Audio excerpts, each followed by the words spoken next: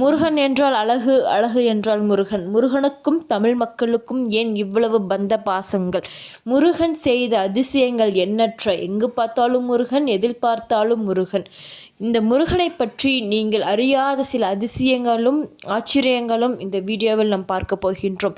இதுதான் நீங்கள் நம்ம சேனலுக்கு ஃபஸ்ட் டைம் வந்திருக்கிறீங்கன்னா நம்ம சேனலை சப்ஸ்கிரைப் பண்ணிடுங்க. இந்த மாதிரி நிறையா வீடியோஸ் வேணும்னா நம்ம நோட்டிஃபிகேஷன் ஆன் பண்ணி வச்சுக்கோங்க. உங்கள் ஃப்ரெண்ட்ஸ் அண்ட் ஃபேமிலிக்கு ஷேர் பண்ணுங்கள். ஸோ வாங்க வீடியோக்குள்ளே போயிடலாம். முருகன் யாமிருக்க பயமேன் என்பது முருகப்பெருமானின் அருள்வாக்கு. எளியோரை காக்கும் இறைவனாக முருகன் அறியப்படுகிறார். குன்றிருக்கும் இடமெல்லாம் குமரன் இருக்கும் இடம் என குன்றுகள் தோறும் கோவில்களை கொண்டுள்ளார்.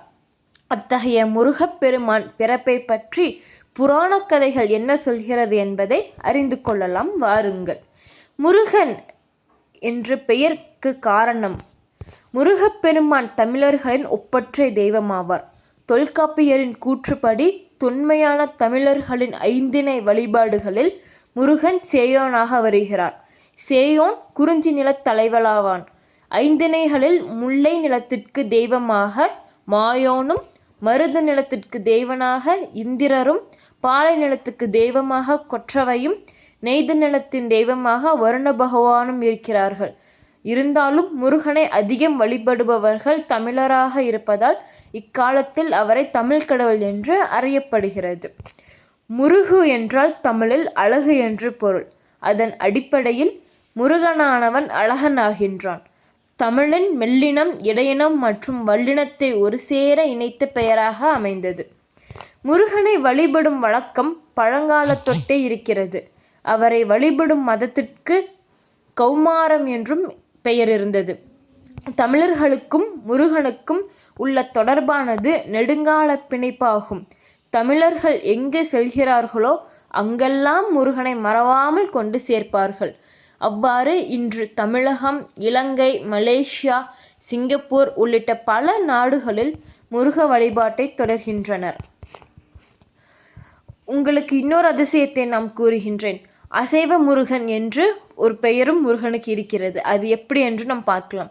இன்று முருகன் கோயில் வழிபாடு என்பது சைவத்தில் இருந்தாலும் ஒரு காலத்தில் அசைவ வழிபாடு இருந்ததாக தமிழ் இலக்கிய சான்றுகள் தெரிவிக்கின்றன. தினைமாவும் ஆட்டு இரத்தமும் படையலிட்டு வழிபட்டனர். இதை பற்றி குறிப்புகளை திருமுருகாற்றுப்படை நமக்கு விளக்குகிறது. தமிழ் இலக்கியத்தை தாண்டியும் முருகனை பற்றி குறிப்புகள் இலக்கியங்களில் பிற மொழிகளிலும் நிறையுள்ளன.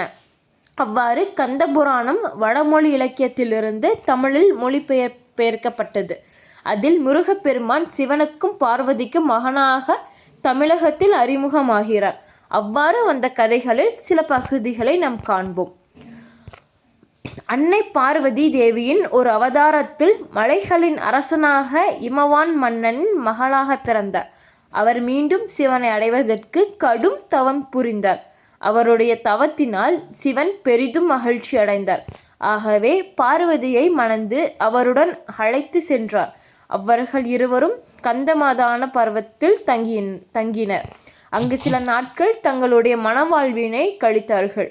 அதன் பின்பு சிவபெருமான் ஆழ்ந்த தியானத்தில் மேற்கொண்டார். அப்போது பார்வதி அவர்களுக்கு சேவை செய்வதையே தனது பக்தியாக நினைத்து அவருக்கும் அனைத்து சேவைகளையும் செய்தார். அந்த நேரத்தில் அசுரகுல அரசராக சூரபத்மன் மற்ற அனைத்து தேவர்களையும் சிறைபிடித்து கைது செய்தார். வானுலகம் வெறிச்சோடி இருந்தது. 3 உலகங்களிலும் பேய்களின் ஆட்சி நடந்தது. அரக்கர்கள் சிறையில் தள்ளப்பட்ட தேவர்கள் கொடுமைக்கு ஆளாகப்பட்டனர். அந்த துயரங்களுக்கு உள்ளான சமயத்தில் பார்வதியின் முந்தைய அவதாரமான சதியின் தந்தை தட்சன் யாகம் நடத்தினார். அதற்கு பார்வதியை அழைத்தார். ஆனால் சிவபெருமானை அழைக்கவில்லை. இறுதியாக தேவர்கள் நொந்து போய் பிரம்மன் மற்றும் திருமாலிடம் தோன்றி தங்கள் பிரச்சனைகளை கூறி நீங்கள் தலையிட்டு ஏதாவது செய்ய வேண்டும் என்று வேண்டினர். அசுரர்களுக்கு கிடைத்த அற்புத வரத்தின் காரணமாக அவர்களை சிவபெருமானின் சக்தியை தவிர வேறு எந்த சக்தியினாலும் அழிக்க முடியாது என்று அவர்களிடம் பரிந்துரைத்தனர். ஆதலால் சிவபெருமானும் பார்வதி அம்மையும் ஒரு குழந்தையை பெற வேண்டும். சிவபெருமான் தியானத்தில் இருப்பதால் பார்வதியின் மீது ஈர்ப்பை ஏற்படுத்த வேண்டிய தேவை இருந்தது.